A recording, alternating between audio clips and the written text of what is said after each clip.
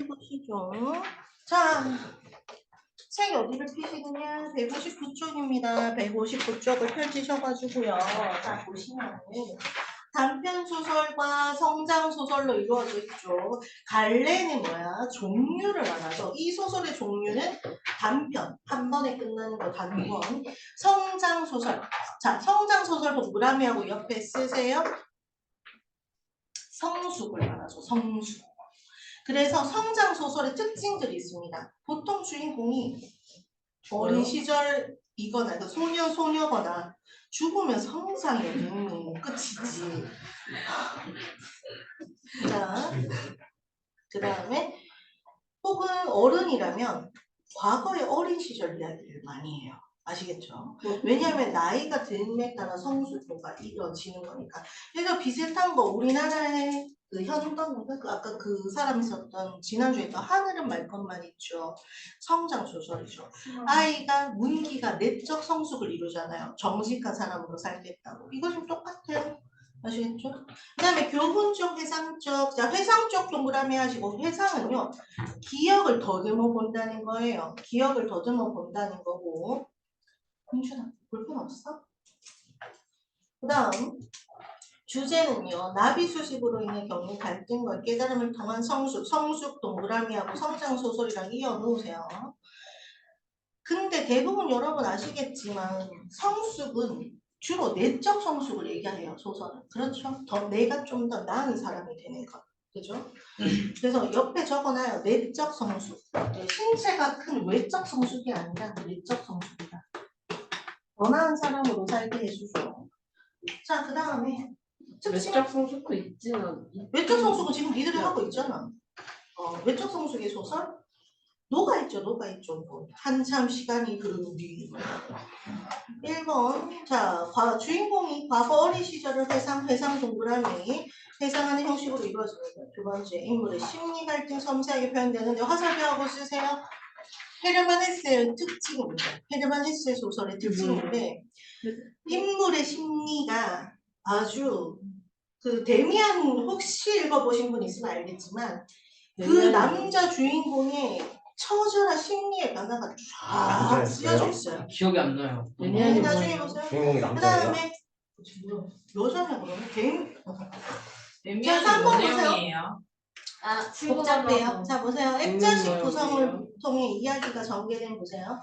액자식 구성 박스 치시고 오늘 이것 좀 배웁시다. 액자식 구성은 미술관을 생각하시면 좀 편합니다. 미술관 자체는 외부 이야기고 거기 그 미술관 안에 걸려있는 그림 하나하나가 액자식 그 안에 스토리를 생각하시면 돼요. 그러니까 큰 이야기의 틀 안에 진짜 하고 싶은 이야기는 내부 이야기에 담아놓은 거예요. 아시겠죠? 그러니까 이렇게 생각하면 돼. 미술관에 가는 거는 미술관을 보러 가는 거야. 미술관에 걸린 그림을 보러 가는 거야. 그림을 보러 가는 거죠. 그림을 보러. 거기 전시된 것들을 보러 가는 거잖아. 박물관을 생각해도 그렇잖아. 박물관 자체를 보러 가는 게 아니잖아. 박물관 그 콘크리트 건물 가서 뭐 하게? 그러니까 그 안에 있는 소작품들을 보기 위해 가는 거죠. 그러니까 외부 이야기도 그 큰 틀을 보기 위한 게 핵심이 아니고 그 안에 담겨있는 내부 이야기를 보는 게 핵심이야. 알겠지? 자, 그래서 그래서 하면 됐고요. 넘어가시고. 자, 시점 변화와 액자식.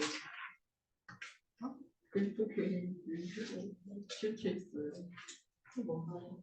이 중앙에 붙어 있고. 자, 시점 변화와 액자식 구성. 자, 시점은 몇 개가 있죠? 현재, 과거.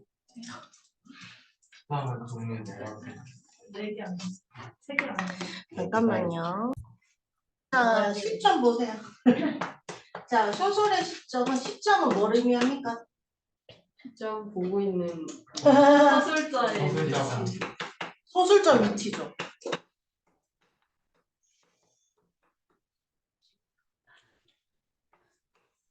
서술자가 작품 안에 있으면요. 1인. 밖에 있으면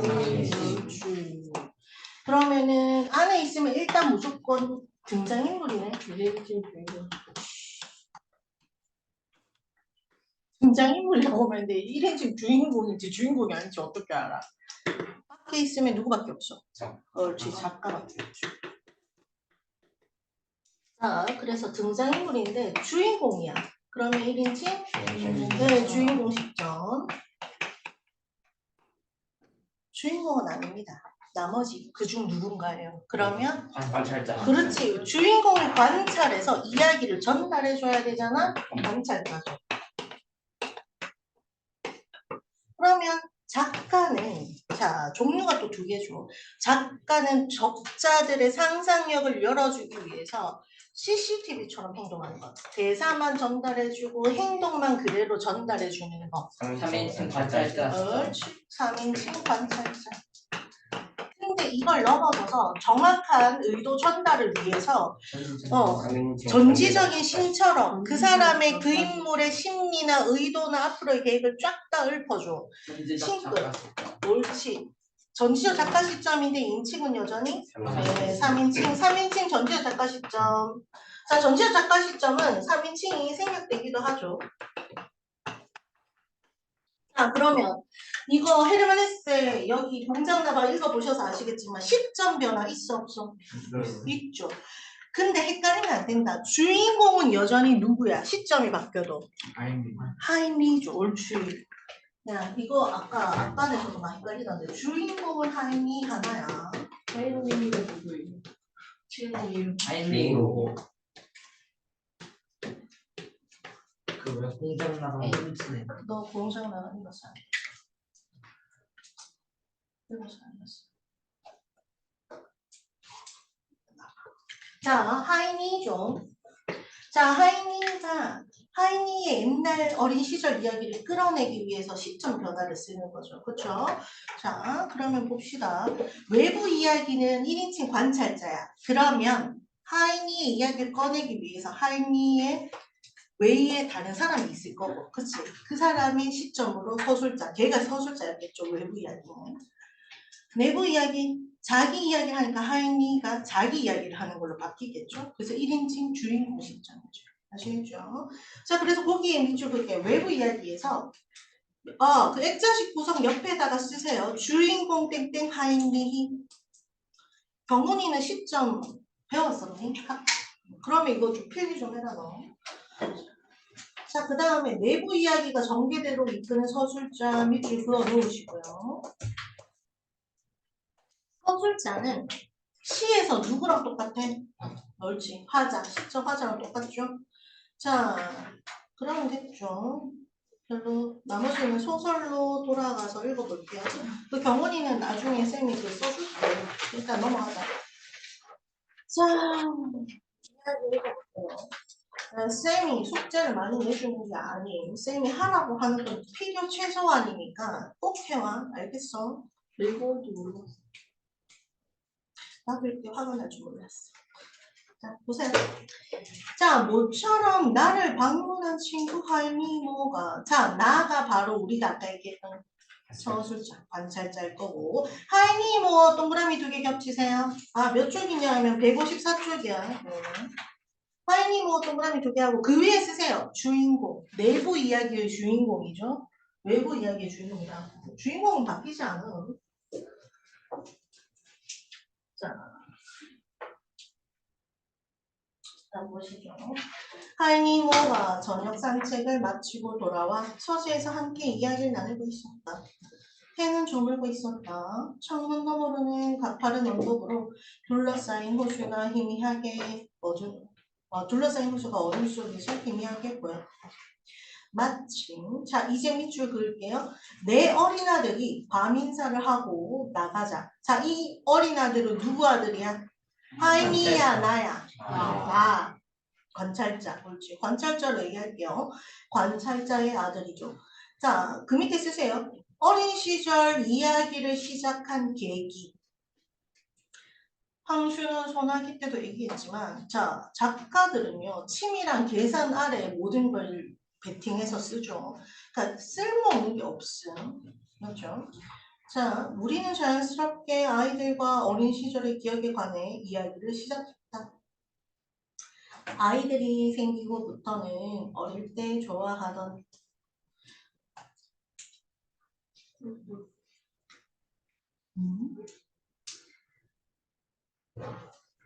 나가자까지야.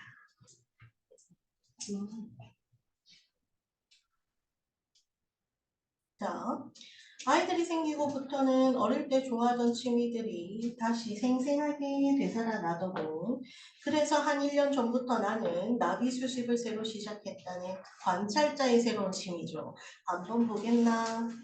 자, 그에게 보여주려고 그 동그라미 해놓으시고 누구? 하이미. 옳지, 주인공 하이미. 이걸 초반에 잘 잡아야 돼. 누가 무슨 말 하는지 몰라서 뒤죽박죽대. 특히 일복 소설은 어때요? 주인공 이름 잘 못 외워줘. 등장인물 이름. 그래서 이게 누가 한 말인지 몰라. 그러니까 독해 잘못되는 거죠.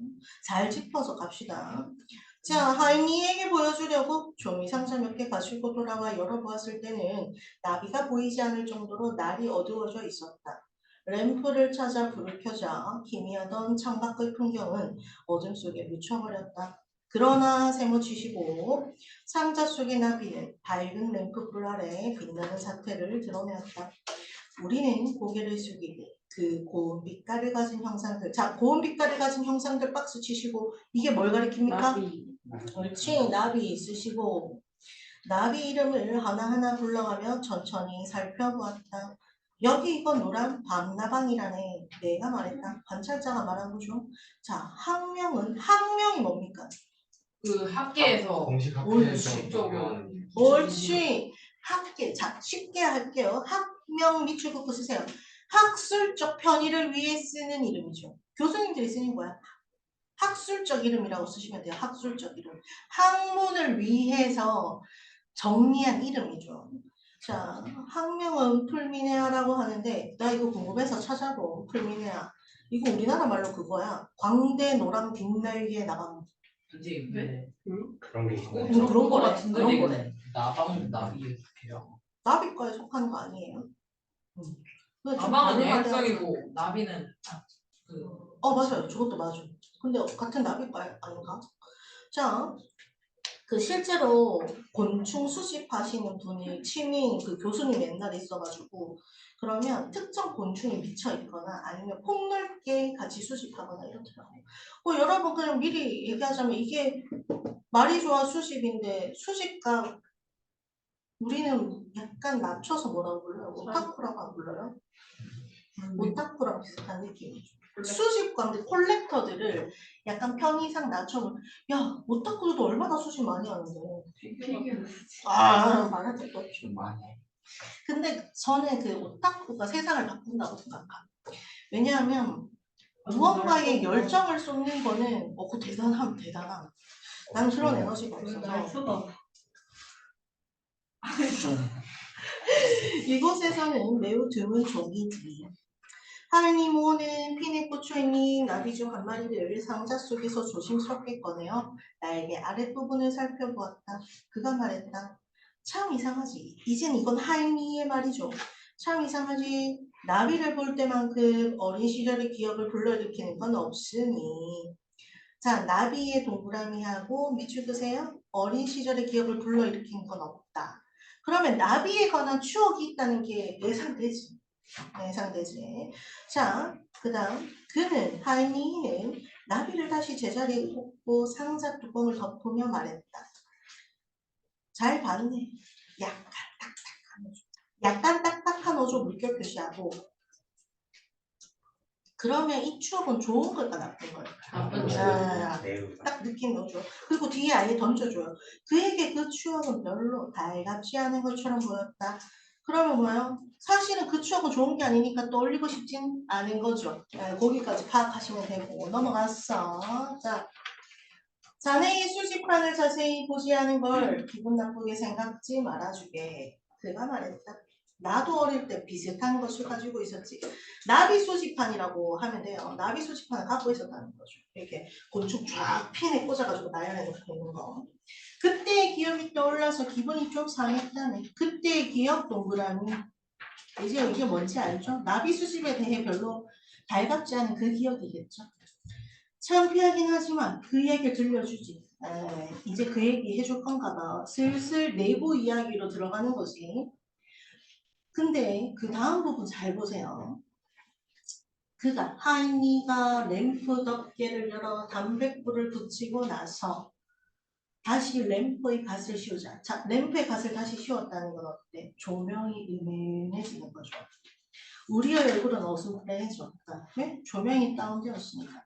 그리고 나서 하인이가 열려있는 창문 곁으로 가앉자. 이제 각도 잡은 거지. 조금 야위고 길쭉한 그의 얼굴. 별로 좋지 않은 추억을 얘기할 건데 턱선이 날렵한 이런 남자 턱선이 아니라 동글동글한 뭐 쌩 같은 경우 동글동글한 귀여운 턱선이라고 생각해봐. 이야기 맛이 살아 안 살아?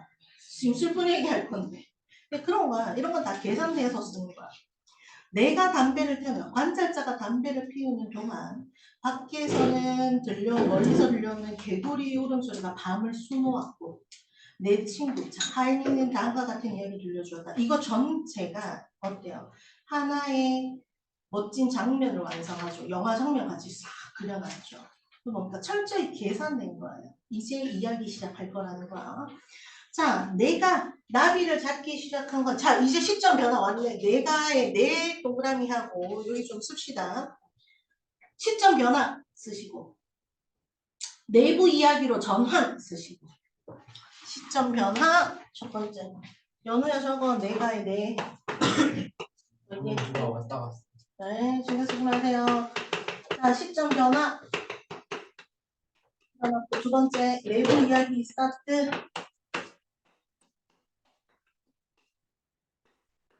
됐죠? 자, 그리고 여기는 하나 더 봅시다. 세 번째. 얘들아, 소설에서 시간 순서 구성은 일대기조, 한 인물의 출생과 결말까지고 시간 순서로 줄거리가 흘러가는 거. 그건 뭐야? 순행적 구성이죠. 순행적. 근데 지금 여기 보니까 그렇지. 지금 현재에서 뭘로 점프한 거야? 과거로 점프했죠. 역순행적 구성입니다. 대부분의 액자식 구성은 역순행 구성을 탈 수밖에 없어. 맞잖아. 그렇지? 자기의 과거 이야기를 하기 때문에 순환이세 소설 읽어보신 분들은 아시잖아요. 갑자기 과거로 뻥 가잖아. 뭐 그게 꼭 액자식 구성은 아니지만 아니라고 할 수도 없지. 자, 갑시다. 내가 할미모가 나비를 잡기 시작한 거 8살, 9살 때쯤. 별로 열심히 할 거 없고 다른 애들 다 하니까 나도 해보는 정도. 하지만 자, 그런데 세모 치시고 10살쯤 된 두 번째 여름, 제 12살 여름이라는 거네. 나는 완전히 이 유희의 취미가 생겨서 유희 박스 치시고 이거 뭐야? 나비 수집이죠? 나비 수집 쓰시면 돼요. 유희의 사전적 의미는 장난치듯이 즐겁게 노는 걸 말해요. 이 때문에 다른 일은 전혀 돌보지 않게 되었다니 오타쿠가 된 거죠. 수집 광이 콜렉터가 된 거예요. 그러면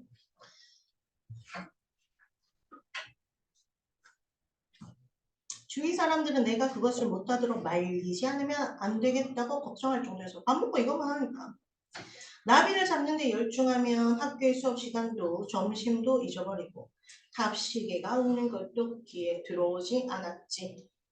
시간 가는 줄 몰랐단 말이죠. 학교를 쉬는 날은 빵 한 쪽을 호주머니에 놓고는 배고프면 먹어야 되니까 아침 일찍부터 밤늦게까지 끼니 때에도 돌아오지 않고 뛰어다니곤 하였다네. 지금은 어른이 되어서 그렇죠? 어른이 되어서도 아름다운 나비를 보면 이따금 그때의 열정이 몸에 스미는 듯 밑줄. 그 당시에 나비를 쫓아다니던 그 열정이 생생하게 느껴진단 말이죠. 몸에 그 감정이 스민다는 건 생생하게라는 거예요. 그럴 때면 나는 잠시 어린 아이만이 느낄 수 있는 뭐라고 표현할 수 없는 황홀한 심정. 자, 여기 밑줄 끌게요. 나는 잠시 어린아이만이 느낄 수 있는 뭐라고 표현할 수 없는 황홀한 심정. 이게 무슨 심정인지 아세요? 옳지, 동심이죠. 동심이라고 하세요. 여러분 아직 동심이 살아 계시잖아요. 나는 죽었지만. 자, 그 소년 시절에 처음으로 노랑나비를 찾아냈던 그때의 기분 그대로를 느낄 수 있는 것이야. 또 그럴 때면 호련히 자, 쌤이 해석은 해주는데 모르면 빠르게 적으세요. 호련히는 갑자기라는 뜻으로 이해하시면 됩니다. 또 그럴 때면 갑자기 어린 날의 무수한 순간이 떠오른다네. 호련기가 코를 찌르는 메마른 벌판에 찌는 듯이 무더운 낮. 정원 속의 서늘한 아침, 신비스러운 숲속의 저녁. 나는 마치 보물을 찾아 헤매는 사람처럼 포충망은 잠자리채 생각하시면 돼요. 포충망을 들고 나비를 노리고 다녔어. 굉장히 아름답게 서술해놨네. 그리하여 아름다운 나비를 발견하면 특별히 희귀한 것이 아니라도 좋았지. 햇볕 아래 졸고 있는, 자, 여기서부터 밑줄 그을게요. 햇볕 아래 졸고 있는 꼬리에 앉아서 빛깔이 고운 날개를 호흡과 함께 드러내고 있는 것. 이거 지금 나비인 건 아시죠? 네. 근데 이런 식으로 서술하는 방식 소설에서 뭐야? 뭐야? 시적 표현. 시적 표현을 보다는 거예요? 묘사. 옳지. 그림 그리듯이니까 묘사라고 쓰세요. 나비 묘사. 직접 제시, 간접 제시 그런 그쪽 라인에서 내가 설명해 줬죠. 서술이 있고 묘사가 있고 기억나시죠? 안 되면 한번 보세요. 집에 가서 묘사죠. 묘사. 그림 그리듯이 쫙 해주는 거. 그래서 영화가 상영되는 것처럼 소설을 읽으시면 좋아요. 그것을 잡는 기쁨에 숨이 막힐 지경이 되어 가만 다가서곤 했어. 반짝이는 반점 하나, 날개 속에 드러난 맥줄 하나하나. 맥줄은 하나의 그 기준점을 중심으로 퍼져나가는 무늬를 말해요. 끝없이. 그렇죠? 나비 무늬를 말하는 거예요. 가는 더듬이의 갈색 잔털 하나하나가 눈에 뚜렷이 보이네요. 네, 얘는 진짜 나비 오타쿠 맞아요. 잔털 보면 징그러울 텐데 얘는 너무 좋아. 긴장과 관이 말할 수가 없었대. 자, 그때 그 미묘한 기쁨. 자, 밑줄 그세요. 미묘한 기쁨 밑줄. 거센 욕망 밑줄. 교차 동그라미. 교차는 무슨 뜻입니까? 크로스. 옳지, 크로스죠, 크로스. 만나는 게 아닌 서로 이렇게 주고받듯이. 이게 뭡니까? 미묘한 기쁨의 뜻이에요. 관찰의 기쁨이겠죠. 관찰의 기쁨. 근데 거센 욕망은 뭘까? 그렇지. 소유욕이라고 쓸까요? 소유욕. 이게 막 교차된가 보는 것도 너무 기쁘고 좋은데 이걸 빨리 가지고 싶은 거지. 그게 왔다 갔다 하는 거지. 그 뒤엔 사실 느낄 수 없었지. 자, 부모님께서 훌륭한 도구는 하나도 마련해 주시지 않아서 자, 뾰족가로 시작할게요. 자, 경험한 뾰족가로 요거. 자, 나는 거기 뾰족가로 시작해서 나는 내가 잡은 나비들을 헌 종이 상자에다 간추려 두는 수밖에 없었다네.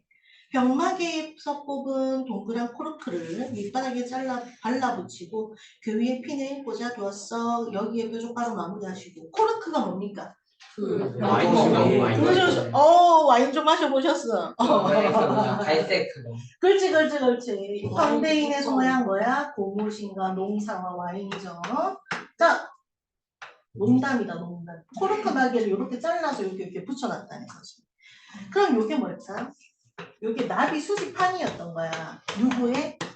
하이미 모모의. 자, 그러면 우리는 알 수 있다. 얘네 집 지금 가난해, 부자야. 네, 가난이 추측이네. 어디 쇼하세요? 가난할 거라. 이렇게 초라한 나의 수집물을 친구들에게 즐겨 보여주기도 했지만, 자, 했지만의 세모 치시고 친구들이 가진 도구는 대개 유리 뚜껑의 나무 상자에 푸른빛 가재가 그거야. 이 가재 수건 같은 거 보면 이렇게 펼쳐보면은 반대편이 거의 좀 보이거든요. 어설프하게. 그러니까 요 내가 수집한 게 뭔지 묻거나 망가지면 안 되니까 덮어둔 거죠. 안은 보여야 되니까. 푸른빛 가재를 친 사육상자와 그 밖에 여러 가지 화려한 것들이었기에 내가 가진 초라한 설비 박스 치시고 쓰세요. 나비 수집판이죠. 이걸 더 자랑할 수가 없게 되었지. 그뿐만 아니라 극히 마음에 흡족하고 희귀한 보기 드문 나비가 손에 들어와도 남에겐 비밀로 하고 내 누이들에게만 이걸 보여주곤 했어. 남에게 자랑 못했던 이유는 뭐라고? 초라한. 그러니까 가난하다는 거를 확실히 알 수 있죠. 내 수집판이 남들 것에 비해서 허접하고 가난한 나의 가난함을 자극시킨다. 들어던 어느 날 세모 치시고 이제 반전이 일어난다. 나는 우리 고장에서 보기 드문 푸른 날개의 나비. 아, 얘가 문제야. 자, 푸른 날개의 나비 동그라미 하고 날개를 펴서 그걸 말려. 나는 하도 마음이 흡족하고 자랑스러워. 밑줄 그어놓으세요. 꼭 이웃집 아이에게만은 보여주리라 생각했지. 밑줄 긋고. 원래는 누이들에게만 보여줬는데 왜 얘한테는 보여줘야 되지? 이유가 궁금해야 돼. 아직 안 나왔어. 친해서 너무 안. 그러니까 그런 생각도 친해서 그런가? 이런 생각하면서 보시면 되죠. 이웃집 아이랑 자 이웃집 아이 뾰족가로 하고 설명을 해주네요. 뜰 건너편 집에 사는 교원의 아들. 교원은 뭡니까? 선생님 집 아들이라는 거야. 이 소녀는 흠잡을 수 없을 만큼 뛰어난 녀석이었지만 아 밑줄 그으세요. 아이로서는 어딘지 못마땅한 데가 있었어. 밑줄 긋고 꼭 이웃집 아이에게만은 보여주리라 생각했지. 거기랑 화살표로 도착시켜 놓으세요. 거기로. 자랑. 이거 왜일까? 저기 또 그런 것도 있고. 봐봐. 아이로서는 말은, 이 말은 뭐야? 지금 어른이 돼서 자기 얘기를 하니까 그런 거지만, 친구로서는 좀, 이거란 말이야. 맞지? 그런데 내가 별로, 아니라고 생각하는 이 친구한테 왜 보여줘야 돼? 왜 얘한테 보여주고 싶은 거야? 어떤 거 같아? 감정받은. 그러니까 경쟁심이죠. 감정은 보통 친한 친구한테 받고 싶고, 그것이 경쟁심, 열등감 이런 거겠죠. 자, 꼭 이웃집 아이에게만은 보여주리라 생각했지. 거기에 쓰세요. 경쟁심, 열등감 때문. 근데 왜 경쟁심과 열등감을 자극시키는지 일단 한 가지 추측이 가능한 거, 유추가 가능한 건 부잣집 아들의 가능성이 좀 있어요. 그치? 또 선생님이 더 보였지만 응? 선생님이 그럴 가능성이 있죠. 자, 그의 수집물은 그리 대단치 않았으나 수집물을 깨끗하고 정확하게 정리하는 솜씨만은 놀랄만하였지. 솜씨가 좋구나. 게다가 그의 나비 날개를 풀러이어 맞추는 남이 잘하지 못하는 몹시 어려운 기술. 어린아이가 이런 손재주가 좋긴 힘든데 능력이 있네. 어쨌든 모든 점에서 그는 정리해주네. 모범소년 박스 치시고 야 이거 요즘 말로 바꾸면 뭐야? 어? 범생. 범생이? 그런 느낌 아니지. 얘를 약간 잠깐 좀 재수없게 생각하잖아. 엄친아죠, 엄친아. 엄마의 엄친아, 엄친딸은 엄마 친구. 언제나 우리를 좀 불편하게 하잖아요. 왜 꼭 걔들은 잘났는지. 약간 그런 느낌이네요. 그게 좋구나요, 엄친아. 현대의 감성으로 바꿔가면서 읽으세요. 그래야 이해가 잘 돼. 자, 그 때문에 나는 그에게 몹시 감탄하면서도 감탄 뭐야? 잘났는 새끼 이거고 속으로 그를 미워했던 게 지금 왜 하필 우리 엄마 아빠 친구 아들이야 뭐 이런 거지. 넘어가시고. 왜냐면 비교됐을 거잖아. 나는 이 소년에게 푸른 날개의 나비를 보여주었다네. 그는 여기서는 이름이 뭐죠? 이름이 에밀. 그 소년 여기 교원의 아들 에밀 이름 나와 있네요. 자. 이 소년 에밀에게 푸른 날개의 나비를 보여주었더니 에밀은 무슨 전문가나 되는 듯이 그것을 감정하고 나왔더니 감정은 가치를 판단해 주는 거죠. 자, 밑줄 그으세요. 희귀한 것임을 자기도 인정. 밑줄 긋고 동그라미 1. 에밀의 감정 결과입니다. 거기 동그라미 1 위에다 적으세요. 에밀의 감정 결과. 감정 내용이 없으면 안 됩니다. 근데 20페니가 얼마예요? 독일의 화폐 단위가 얼마인지 모르겠어. 지금 유로로 통합했잖아, 그치? 근데 이 당시 가격을 모르겠어요. 네. 독일 화폐 단위요. 이게 그거예요. 당시의 그 화폐 수준이라서 얼마인지 모르겠어.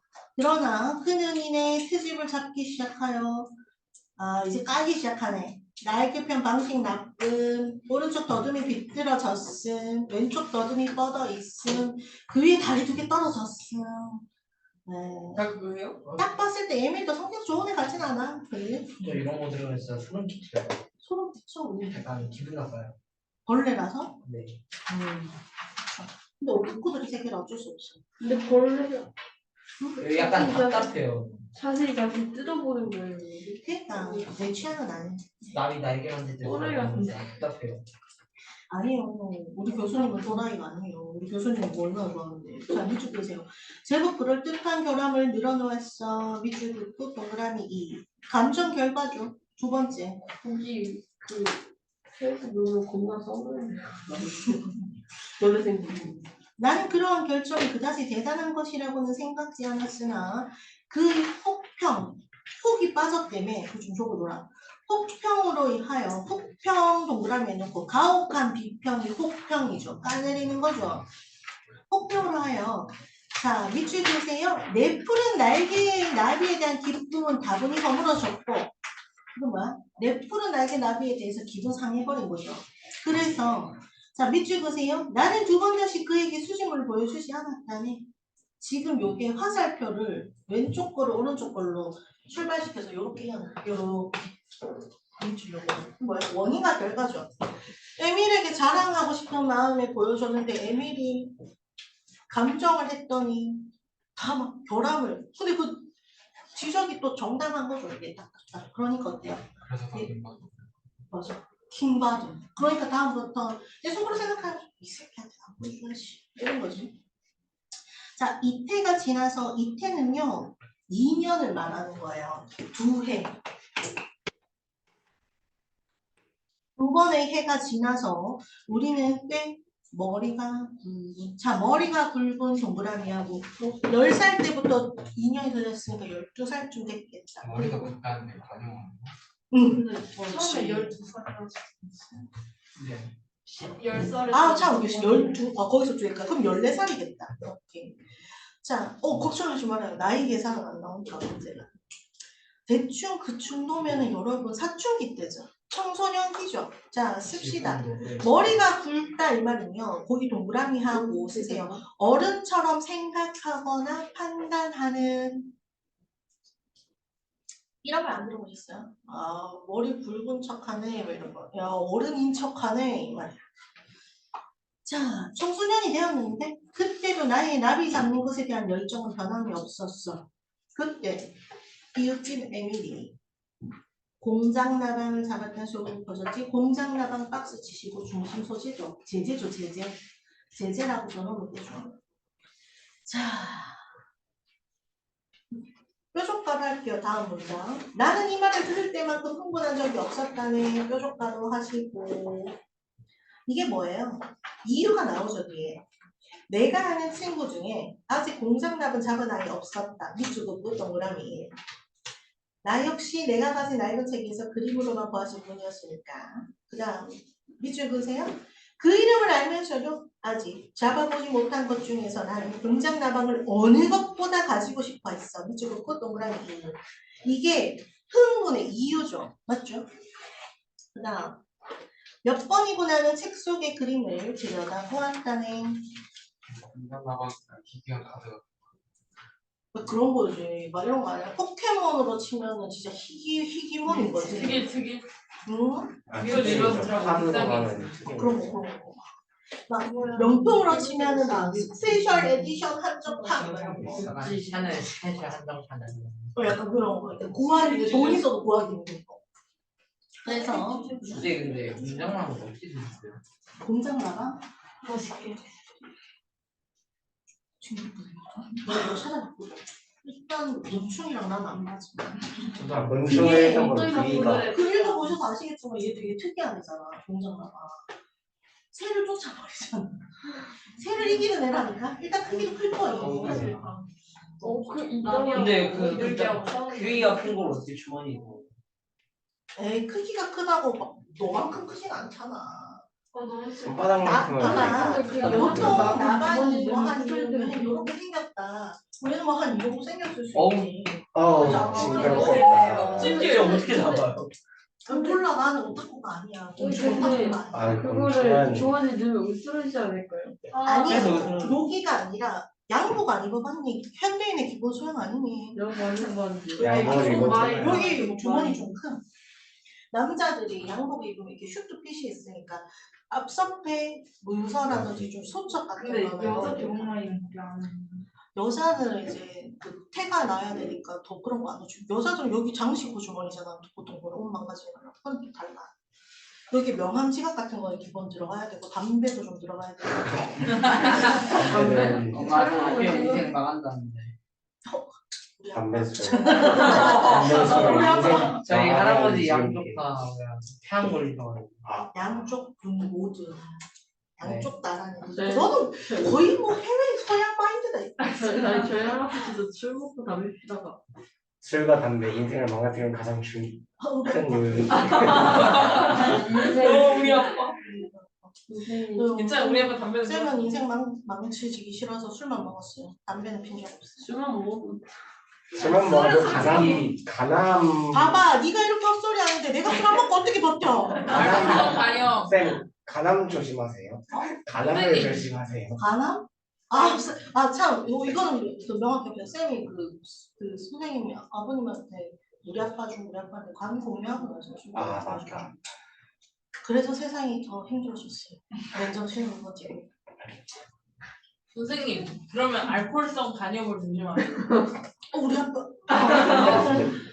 우리 우리 아빠. 우리 아빠. 패드립, 패드립. 아니, 너 왜 나한테 그래? 낯선 아저씨 전화 가면 잘 받아라. 현진이 그 뭐냐 제 말하는 친구가 있는데 걔 아빠 이름 가지고 패드립 했어요. 아니, 제가, 너도 나가. 싫어하네. 아니, 그게 아니라, 나가. 아니, 얘가, 시끄러. 아니, 나가. 이 나무. 귀여워. 억울해요. 오늘 방송도 많이 했어. 아니, 에휴 그래 내려놓으면 편하지. 해봐 이 새끼야. 아니. 한 친구는 내게 이런 말을 했어. 나무 둥치나 바위에 앉아있는 이 갈색 나방은 징그러. 자기에게 새나 다른 짐승이 덤벼들려고 하면 새를 자 나무 둥치부터 뾰족가루 시작해야겠네. 거무스름한 앞날개를 펼치고 일단 앞날개 펼침. 아름다운 뒷날개 드러내 뒷날개 꺾음. 그러니까 뭐야? 뭐가 나와? 그 빛난 커다란 무늬가 매우 이상한 모양을 나타내는 거야. 오타쿠 눈에도 이상한 모양이야. 어디서 본 느낌이야. 자, 그래서 이렇게 표시하세요. 새는 겁을 먹고 함부로 덤비지 못한다고 이렇게 표시하고 그 다음에 뾰족가루 닦고 야, 이 나방이 왜 희귀한지 이유가 서술이 된다. 그리고 어디선가 본 것 같다는 느낌은 뭐야? 이 사람 그만큼 글을 잘 썼다는 거죠. 그죠? 자, 그러니까 이게 막 너무 희귀템인 거야. 오타쿠들에게는 이게 막 핫한 아이템인 거지. 이렇게 생겼어요? 아니야. 자, 그 다음 에밀이 이 이상한 나방을 가졌다는 소문을 듣고부터 나의 흥분은 절정에 이르러 흥분된 거지. 밑줄 그으세요. 그것을 꼭 한번 보고 싶어 견딜 수 없었다네. 보고 싶은 강한 욕망이죠. 이게 이유야. 에밀의 집에 가게 된 이유. 그래서 쓰세요. 강한 욕망. 에밀이 있었는데. 에밀이 참 푸른 것도. 푸른 날개 나비는 누가 잡은 거야? 요거 하임리가. 근데 이 희귀템은 누가 잡은 거야? 에밀. 에밀. 그러니까 에밀 집에 갔어야 되는 거야. 자, 그래서 나는 식사 뒤 이제 빠빠 먹고 틈을 얻어 곧들을 건너서 이웃집 사촌 사촌집 와. 사는 아들이야. 사촌. 부자스러운 예상을 했는데 겁내 부자야. 그거 친구 아니에요? 친하게 지내. 그건 무슨 야 주거 이 침해 시대 때는 주거 침입을 해도 그렇게 처벌받지 않아. 내 수업에 침입하지 말고 봐라. 이 4층에 교원의 아들 에밀은 잘 나가는 엄친아죠. 자, 밑줄 보세요. 잘 나오네. 작은아마 제 방을 하나 차지하고 있었는데 그것이 내겐 얼마나 부러웠는지 밑줄 쫙 긋고 이게 뭐야? 에밀의 가정 형편을 부러워하는 하임리히라고 쓰세요. 왜 걔를 아이로서 좀 싫어하고 경쟁심이 들고 그랬는지 알 것 같아. 그치? 자, 넉넉한 에밀의 가정 형편을 부러워합니다. 그러니까 푸른 날개 나비를 얘한테는 보여주고 싶었던 거야. 이제 더 잘 이해되시죠? 자, 그 다음에 뾰족가루 시작하세요. 방으로 가는 도중에 나는 아무도 만나지 않았어. 문을 두드려 보았지만 아무런 대답이 없었다네. 에밀이 없는 듯해서 문의 손잡이를 돌려보니 문은 잠겨 있지 않았어. 뾰족가루 닫고. 이게 무슨 빌드업이냐? 거기 쓰세요. 주인공이 허락 없이 에밀의 방에 들어가게 된 과정. 작가가 딱 빌드업 한 거죠. 미리 스포하자면 읽어보셨으니까 알겠지만 훔칠 만한 계기를 만들어준 거죠. 그렇죠? 에밀이랑 같이 보면 못 훔치잖아. 에밀이 보고 있으니까. 그러니까 이게 딱 빌드업을 한 거지. 자, 어쨌든 실물을 한번 보리라는 생각에 나는 안으로 발을 들여놓았어. 그리고 에밀이 나비를 간직한 두 개의 커다란 상자를 살펴보았는데 어느 상자에도 공장 나방은 들어있지 않았어. 그런데 자, 세모 치시고 문득 밑줄 그세요. 날개판에 올려져 있을지도 모른다. 밑줄. 날개판이 뭐예요? 곤충도 수분이 있죠. 그러면 그걸 말려야 되지. 말려 있는 데를 펼쳐놔야 되고, 그치? 그대로 굳게. 그게 날개판에 이렇게 쫙 펼쳐지겠죠. 앞지 같은 거 해서 수분도 날리고. 쌤이 우리 쌤 담당 교수님이 이거 취미 있으셔서 그 연구실에 갔어야 되는데 한 번씩 깜짝 놀래요. 그런 거 보면 얘는 그래도 나비나 나방 수준이지 우리 교수님은 곤충 자체에 관심이 많으셔가지고 바퀴벌레 이런 거 있어요. 바퀴벌레 해충으로 보려요. 곤충을 안 보시면 그거 시커먼 거 사마귀. 그런 흔한 거 말고 막 하기 걔네 야 그 무서운 게 뭐냐면은 야 여담인데 예를 들어 막 이거 이렇게 뭐 생겼잖아 이게 방수풍뎅이야 그러면 그걸 어떻게 해야 돼? 아 근데 저 뭐냐 그 근데 친구가 문제는 곤충을 엄청 좋아하거든요. 뭐 이렇게 친구 뭐 이렇게 생겼으면 문제는 뭐냐면 쌤이 그 교수님 법정 갖다 드리려고 갔다가 살아있어요. 아니야 박제하는 거여가지고 살아있진 않을 거야. 아우. 날개가 하나하나 펴져 있어요. 이거 말려야 돼. 아. 그러니까 이 친구 곤충 20만 원에 산대요. 곤충 20만 원에 산대요. 20만 원으로 그냥 맛있는 거 사면 마라톤 몇 게임? 농사지으면 현대인 한 사고를 아무튼 그러니까 나비니까 이 날개를 그대로 이제 말리는 거죠. 장미 같은 거 생화도 말리잖아요. 그렇죠? 잘못된 폭탄을 찢어? 날개 어떻게 내가 잡았어. 그러면 이제 다시 나가야지. 나가야지. 조지는 거. 좋대. 에이. 내가 30만 원할것 같은데. 자 보세요. 교양있는 아이들. 자 과연 생각한 대로였지. 갈색 비로드 날개. 비로드가 비단이에요. 갈색 비단 날개가 길쭉한 종이쪽 위에 펼쳐진 채 날개판에 걸려 있었어. 나는 그 앞에 허리를 굽히고서 자 뾰족가로 시작하세요. 털이 돋친 적달색의 더듬이와 그지없이 한량없이 끝없이란 말이야. 그지없이 끝없이 아름다운 빛깔을 띤 날개의 선과 밑날개 안쪽 선에 있는 양털 같은 털 뾰족가로 닫고 공장 나방 묘사 묘사 그림 그리세요. 쫙 읊어놨죠. 공장 나방 묘사 자 바로 곁에서 들여다볼 수 있었다네. 그러나 세모 치시고 그 유명한 무늬만은 보이지 않아서 밑줄 긋고 무슨 무늬? 새를 쫓아내던 바로 그 특이한 무늬 있잖아요. 그건 안 보인 거야. 그거는 이제 아까 보셨죠? 앞날개는 펼치고 뒷날개는 뒤집잖아. 그러니까 그냥 이렇게 했으니까 뒷날개를 뒤집어야 볼 수 있는 무늬인 거잖아. 그치? 그래서 보세요. 종이 쪽에 가려져 있었지. 가슴을 두근거리면서 나는 유혹에 끌려 종이 쪽을 떼어내고 꽂혀있는 핀을 뽑았어. 그러자 네 개의 커다란 무늬가 그림에서도 훨씬 더 아름답게 훨씬 더 찬란하게 나의 눈앞에 나타났지. 이것을 본 나는 이 보배 동그라미하고 뭐야? 공장나방이죠. 원반형 공장나방. 자 쓰세요. 음요법이죠. 공장나방을 손에 넣고 싶은 견딜 수 없는 욕망의 동그라미 하시고 원인이라고 쓰세요. 무슨 원인일까? 절도의 원인. 물질 훔치는 거의 원인이죠. 그만 난생 처음으로 도둑질을 했다네. 문기가 생각나시죠? 하늘을 말 것만 책 하신 분들은. 나방은 벌써 말라있어서 손을 대는 정도로는 형체가 일그러지지 않았어. 나는 그것을 손바닥 위에 받쳐들고 에밀의 방을 나왔다네. 요렇게 하고 나오죠. 그때 나는 어떤 커다란 만족감 이외에 아무 생각도 없었지. 방금 읽은 요 문장 밑줄 그세요. 그때 나는 어떤 커다란 만족감 이외에 아무 생각도 없었지. 왜 그럴까? 이거 뭡니까? 양심의 가책 있다 없다? 없어요. 아, 없다. 없다. 잘못 말했어요. 자, 쓰세요. 양심의 가책 X. 뭐에 미쳐서? 자기가, 이 공장 나방에 미쳐가지고. 문제없. 어? 문제없구나. 그럴 수 있어. 요 부분이 문기랑 다르죠. 절도라는 행위를 했다는 건 어때? 문기랑 같지만, 문기는 누구를 쫓기 위해서 훔친 거였어? 스마일. 그렇지. 우리 빌런을 입 다물게 하고 싶어서. 자기의 잘못을 사실은 더 감추고 싶어서 그런 거죠. 근데 여기에 얘는 뭐야? 자신의 욕심 때문이죠. 그렇지. 나는 나방을 오른손에 감추고 층계를 내려오는데 그때 아래편에서 위로 올라오는 발소리. 자, 발소리 동그라미 하시고 이걸로 이제 일이 일그러지죠.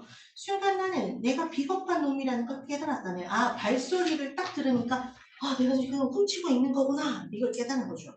그와 동시에 들키면 어쩌나 하는 무서운 불안에 사로잡혀 나는, 자, 밑줄 그세요. 본능적으로 나방을 감춘 손을 그대로 양복 조거리 주머니 속에다 찔러 넣었어. 밑줄 긋고 쓰세요. 공장 나방이 망가진 이유. 이거지. 요렇게 오른손을 덮었다 그랬다. 이러다가 발소리 들리니까 이렇게 싹 집어넣으면서 어떻게 돼? 다 망가진 거지. 다 쓰러진 거지. 그리고 천천히 발을 떼어놓았어. 그러면서 속으로는 해서는 안 될 일, 밑줄 그세요. 해서는 안 될 일, 절도라고 적어놓고 이걸 했다는 부끄러운 생각 동그라미 하고 쓰세요. 양심의 가책, 죄책감. 자, 부끄러운 생각에 가슴이 서늘해졌지. 나는 이내 올라온 한여와 어물어물 엇갈려서 자, 밑줄 그세요. 가슴이 두근거리고 이마에 땀을 흘리며 침착을 잃고 벌벌 떨며 현관에 우뚝 섰어. 밑줄 쫙 긋고 이게 뭡니까? 죄책감, 두려움 믹스되어 있는 거죠. 죄책감 플러스 두려움이라고 쓰시면 됩니다. 들킬까봐 두렵다. 손가락 집어넣을 겁니다. 그러니까 두려움과 죄책감이 막 엉켜 있는 거죠. 조금 쉬었다 할까요? 네. 한 5분만 쉽시다. 응?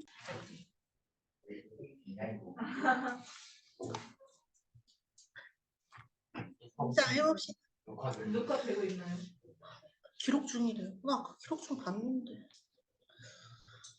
자, 해볼게요.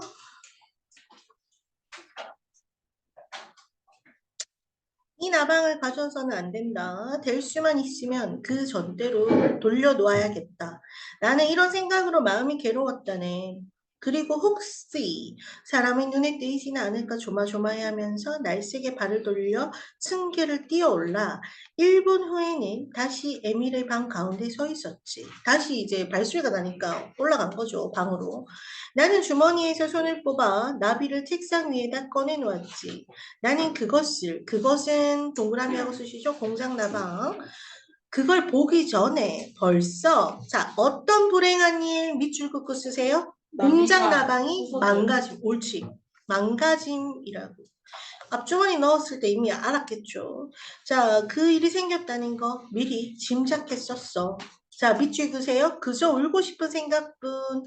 좌절감과 절망감이죠. 좌절감 플러스 절망감. 그 돌려놓을 수도 없는 거야. 망가졌으니까 제대로. 자, 아니나 다를까 나방은 보기 싫게 망그러져서 앞날개 하나, 더듬이 한 개 떨어져 버렸어. 떨어진 날개를 조심스레 주머니 속에서 끄집어내려고 하니까 그나마 산산이 바스러져서 이제는 이어붙일 수조차 없게 되었지. 자, 상상되세요? 에밀은 그런 솜씨가 좋은 아이지만 그것조차 지금 안 된다는 거야. 그렇죠? 에밀이 복구가 안 되겠죠. 이거 이렇게까지 망가진 건. 자, 도둑질을 했다는 사실 밑줄 긋고 도둑질을 하면 안 된다? 도덕적 규범을 어겼다는 거죠. 쓰세요. 도덕적 규범을 어겼다는 것. 그러니까 도둑질했다는 사실보다 더 괴로운 일이 뭐야 지금 얘가. 정신 못 차린 거지. 뭡니까? 밑줄 그세요. 그 아름답고 찬란한 나방을 내 손으로 망가뜨렸다는 사실이 나로서는 더 괴로운 일. 밑줄 쫙 긋고 자 뭐예요? 도덕적 규범보다 뭐가 중요한 거야? 자신의 욕망. 예, 그래서 쓰세요. 자신의 욕망을 중시하는 미성숙한 모습 쓰세요. 미성숙한 모습이죠. 날개의 갈색 분이 온통 나의 손끝에 묻은 것을 보았지. 그리고 또 날개의 바스러진 조각들이 책상 위에 이리저리 흩어진 걸 보았어. 그것을 완전히 원형대로 원래의 모습대로 돌려놓을 수만 있다면 나는 그 대신 내가 가진 어떤 물건이나 어떤 즐거움도 기꺼이 버릴 수 있었을 거야. 그 후회가 크다는 거죠. 네, 그걸 간접적으로 알 수 있고. 자, 그지없이 슬픈 기분으로 집에 돌아와. 우리는 이유를 알죠? 얘 지금 절도해서 슬픈 거야. 내가 아낀 그 나방이 망가진 게 슬픈 거야. 망가져. 그러니까 미성숙한 거죠. 나는 온종일 좁은 뜰 안에 주저앉아 있었지. 자, 비추으세요. 나는 온종일 좁은 뜰 안에 주저앉아 있었지. 이거 뭐야? 심리적 갈등이죠. 근데 여러분 그걸 생각하셔야 돼요. 문기의 경우에는 도둑질하니까 환한 대로변을 못 걷고 어두컴컴하고 좁은 골목길만 찾아다녔잖아. 하늘에 벌을 받을 것 같아서. 약간 그런 느낌이죠. 그러다가 마침내 나는 용기를 내어 모든 일을 어머니에게 말씀드렸다네. 자, 어머니의 동그라미 2개 겹치고. 자, 할미에게 어머니가 있다면 문기에겐 누구? 삼촌. 옳지. 자, 어머니는 놀라움과 슬픔에 잠겨 어찌할 줄 모르셨지만 놀라움과 슬픔 동그라미. 놀라움은 그런 일이 있었다고? 슬픔은 내 아들이 도둑질. 이런 거지. 그 다음에 나의 고백이 얼마나 어려운 고민 끝에 나왔는지를 충분히 짐작하시는 것 같았어. 자, 미리 좀 얘기를 해주자면 성장 소설에는 언제나 가이드 지침이 되어주는 어른이 잘 등장합니다. 알겠죠? 자, 지금 곧 에밀에게 가거라. 어머니는 한마디로 잘라 말했다네. 그러니까 단호하게 말했다는 거죠. 자, 그 다음에 나오는 어머니의 대사 모두 묶으세요. 에밀을 찾아가서 사실을 고백하고 용서를 빌어라. 그 밖에는 다른 길이 없다. 네가 가진 것 중에서 어느 하나를 대신 가지라고 말해보렴. 왜? 엄마는 이게 어떤 나비인지 가치를 모르니까, 그치? 그럼 이렇게 마음을 치유해 주라는 거죠. 그리고 용서를 빌어야지. 자, 이걸로 알 수 있는 거 쓰세요. 도덕적 규범, 가로 열고 정직이죠. 여기서는 가로 닫고. 도덕적 규범, 정직을 중시하는 어머니의 가치관.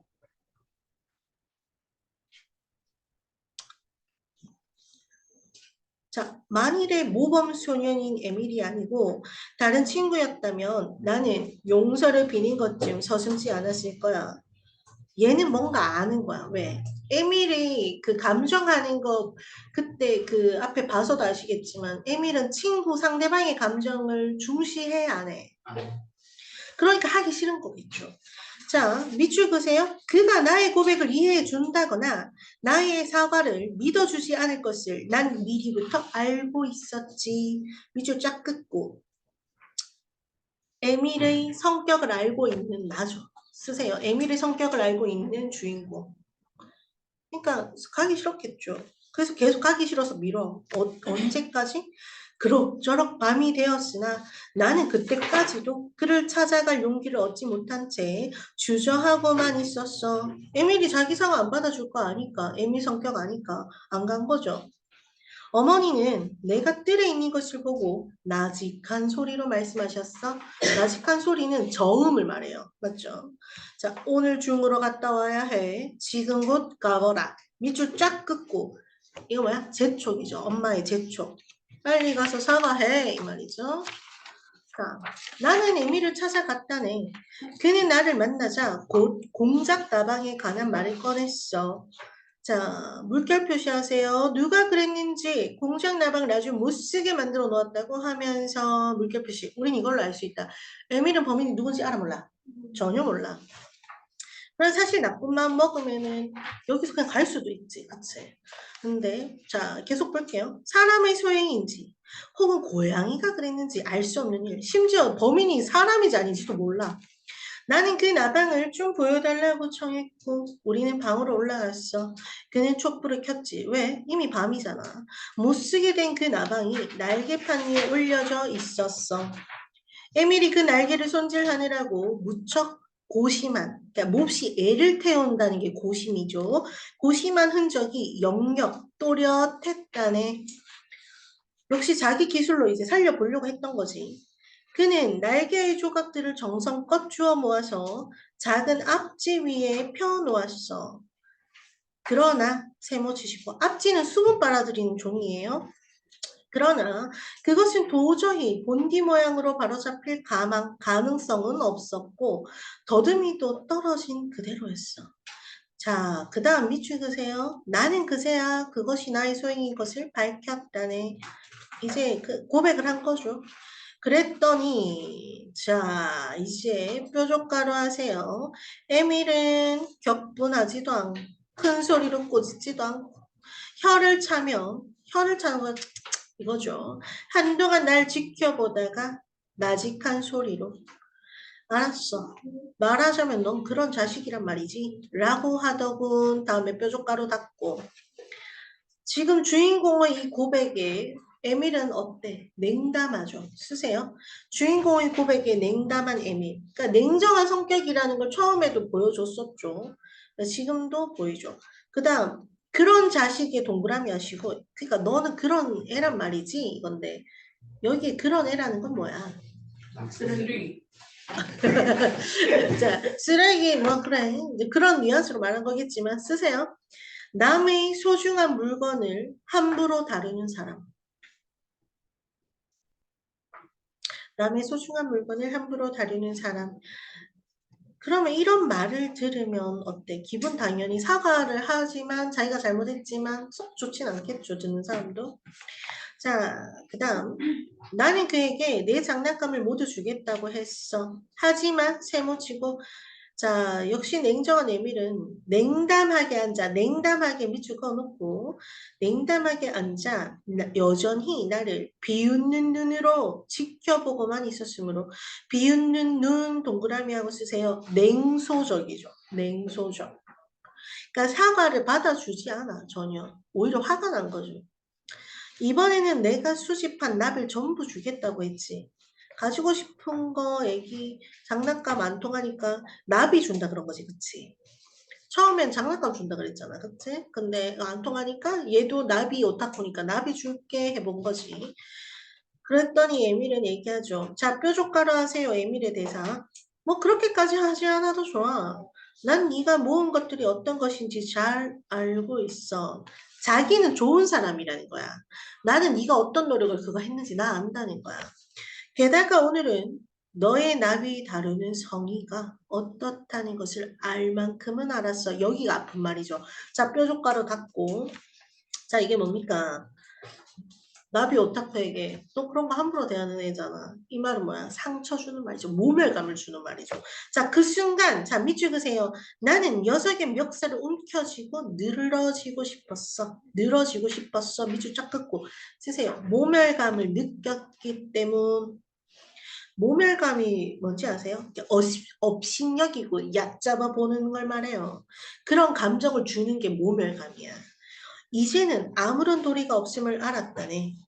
여기는 물결 표시하세요. 다시 돌이킬 수 없음을 깨달음 적으시면 돼요. 아, 이거 되돌릴 수 없겠구나. 이거죠. 다시 돌이킬 수 없음을 깨달음. 그 다음 나는 몹시 나쁜 놈으로 결정이 나고 에밀은 천하의 정직한 사람이 되어 정의를 방패로 삼아 냉정하고 자 모멸적인 태도 모멸적 동그라미 자긴 정직하고 양심 있는 사람이니까 상대방을 어떻게? 업신여기고 얕잡아 보는 태도로 내 앞에 버티고 있었어. 그는 욕설을 늘어놓지도 않았고 다만 나를 바라보면서 경멸 동그라미, 경멸할 따름이었지.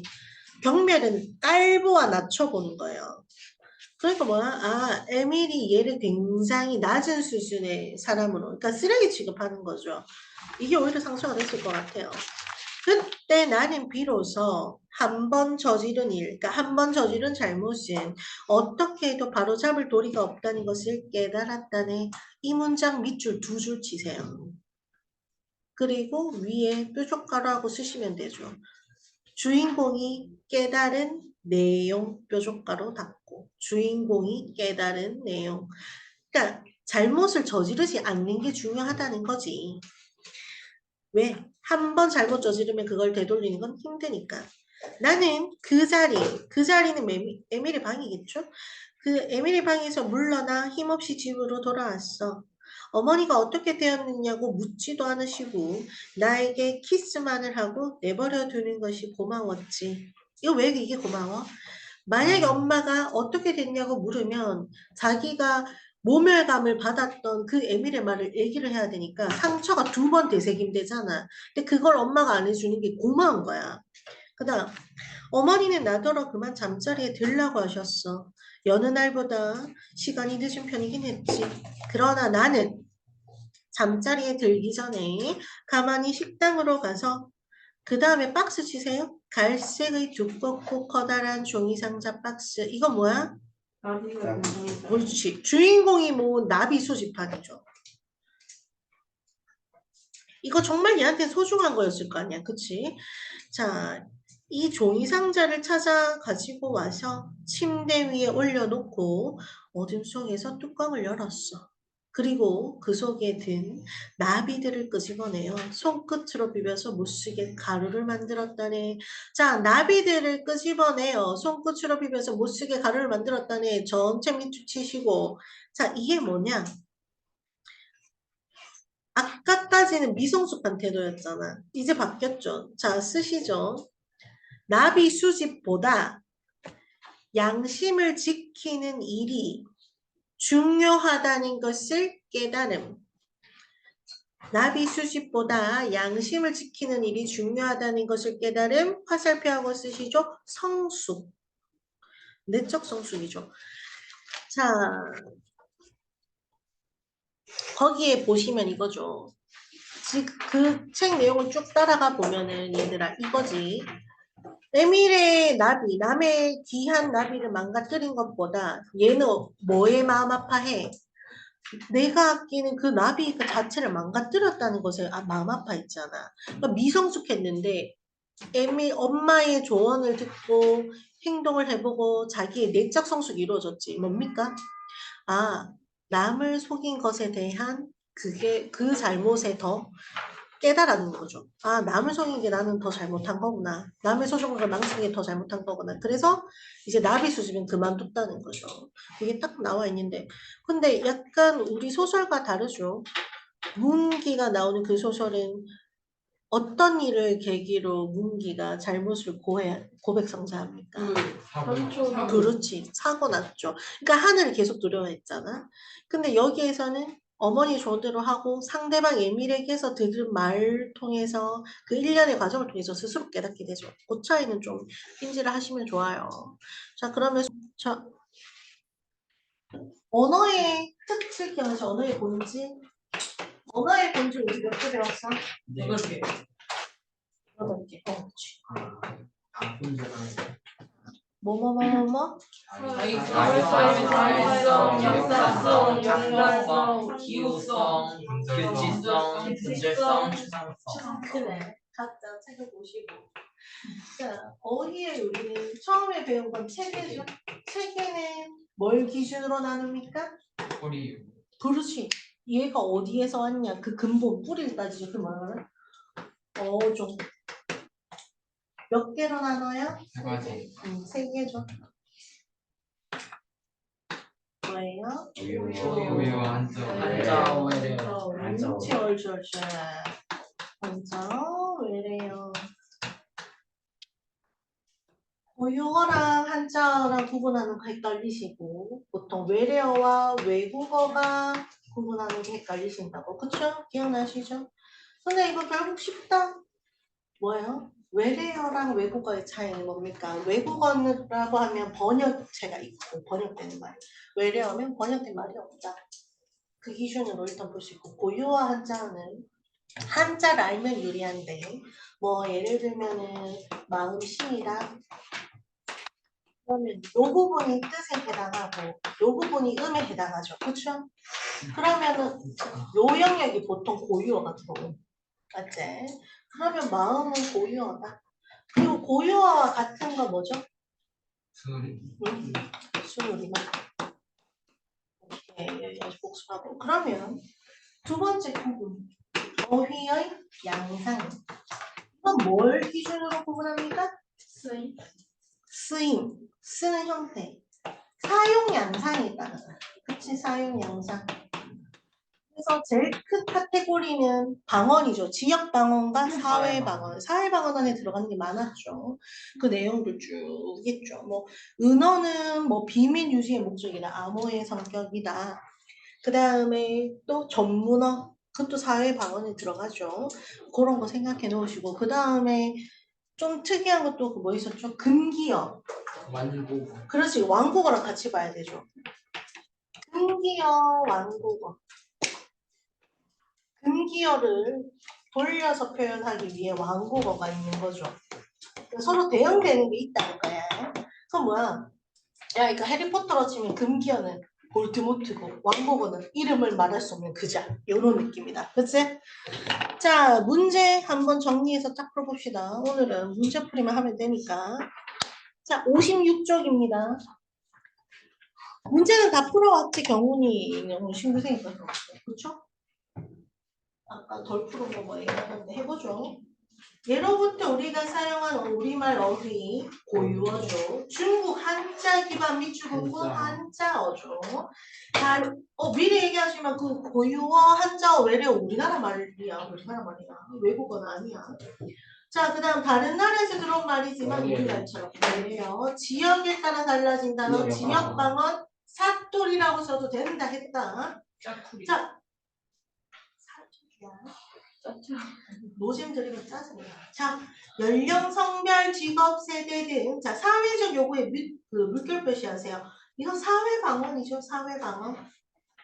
그 다음 6번은 자 비밀 유지 및 주거부 은어야.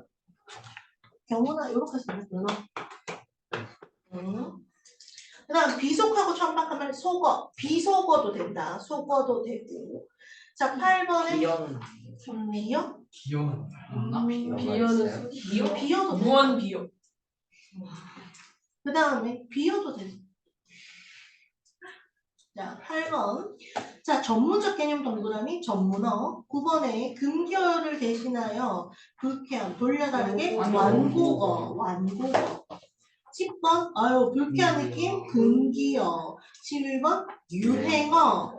12번 관용어. 자 관습적인 동그라미 해놔. 13번은 속담인데 속담이라고 딱 쓰면은 두 개에서 딱 검색하면 돼. 민간 동그라미하고 거긴 없지만 쓰세요. 선조들의 지혜. 이거면 속담 얘기야. 선조들의 지혜 민간. 자 14번은 새말. 신어도 됩니다. 같은 거 신어. 신조. 아니야 신조어는 아니야. 신어. 아니 다른. 자, 그 다음 57쪽 갈게요. 한 번에 불러줄게. OOOX OX OXXO 네? 빠르시죠? OOOX OXXO 자, 그 다음에 옆에 네모사 한번 갈게요. 이거 뭐예요? 자, 전문어도 되고 한자어도 되죠. 전문어 쓰신 분은 한자어 추가로 적어주시고 자, 반대도 네, 적어주시고 세부적 의미를 표현하려면 고유어는 절대 안 되세요. 자, 시대상 반영, 유행어, 삶의 지혜, 속담, 선조들의 삶의 지혜, 속담. 고유어. 자, 고유어의 마음에 뭔 지혜가 담겨있니? 그럴 수 있죠. 무지개에 지혜가 담겨있어. 그럴 수 있지. 입안에선 안 돼. 자, 열심히 그다음 마시네. 4번 보세요. 유행하죠, 식사하는 게. 자, 5번은 답이 3개야. 사회방어. 옳지, 사회방어 튀어나오고, 은어. 은어 튀어나오고, 요런 비슷한 느낌. 은어 썼는데 맞아요. 맞는데 없는 거 추가로 적어줘야지. 은어. 사회방어, 은어, 전문어. 의사들끼리 대화하고 있으면 소리가 들잖아. 자, 4번은요? 유행어. 5번은 사회방어, 은어, 전문어 외에 안 돼. 그 다음 7번은 전문어, 8번은 지역방어, 사투리라고 써도 된다. 9번은 새마을, 10번은 금기어다. 망했다. 아, 근데 여기 자, 이렇게 이렇게 좀 있어요. 이거 그냥 여기 예를 일단 들어서 기호하면 안 돼요? 자, 봐봐. 고유어가 동그라미 1, 한자가 동그라미 2, 외래어가 동그라미 3이잖아. 그럼 보기에다가 걔 위에다가 몇 번인지 달아주면 돼요? 안 돼요? 달았어요. 그렇게 해도 된다. 이거 기호 만들어도 되지. 옆에 기호 쓴다.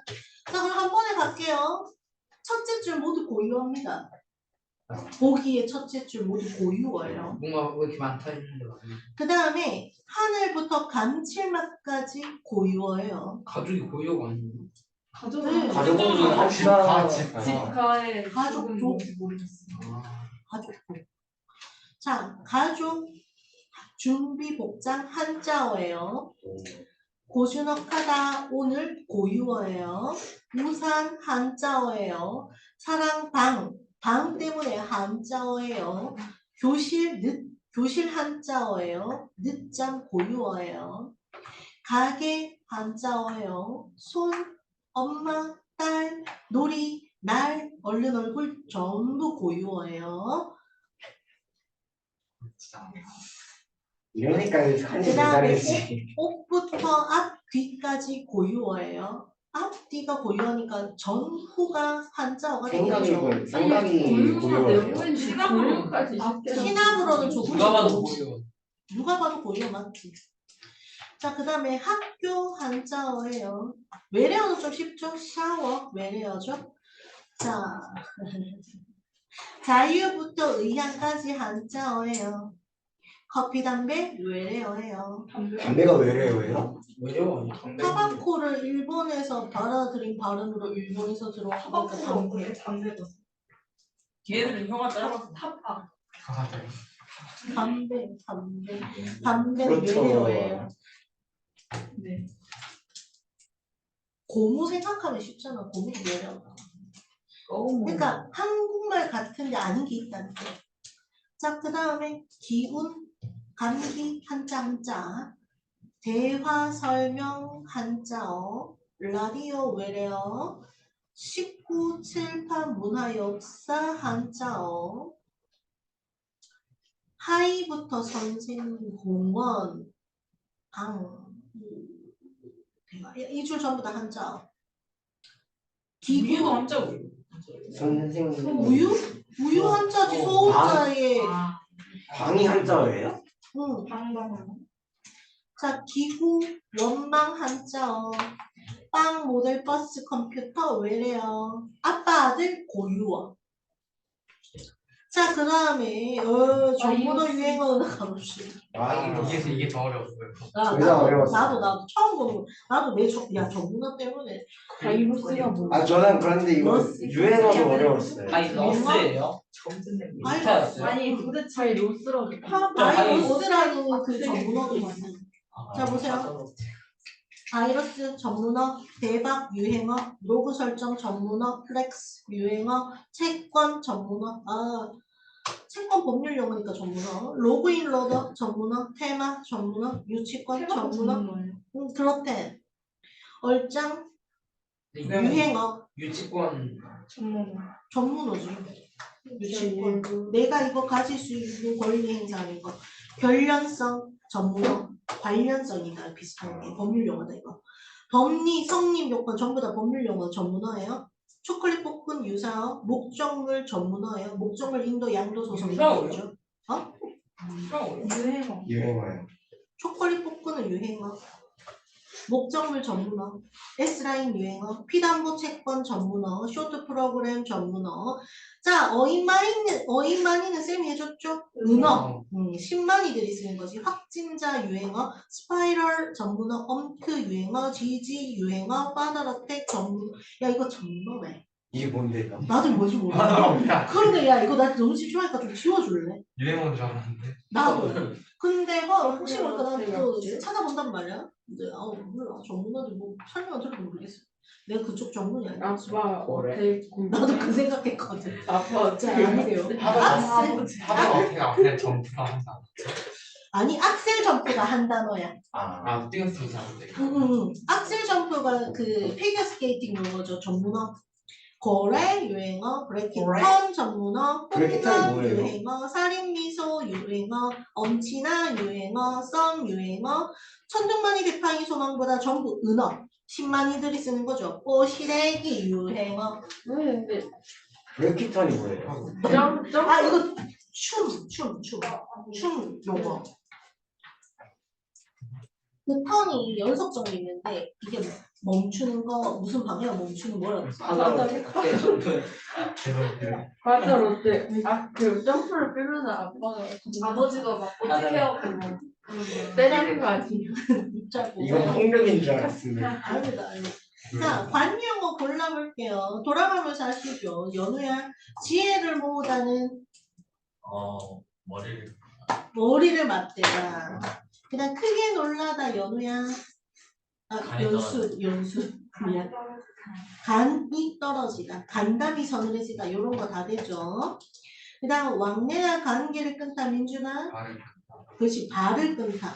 발을 안 끊게 발길이 안 가는 거죠. 몹시 애를 써서 모르겠습니다.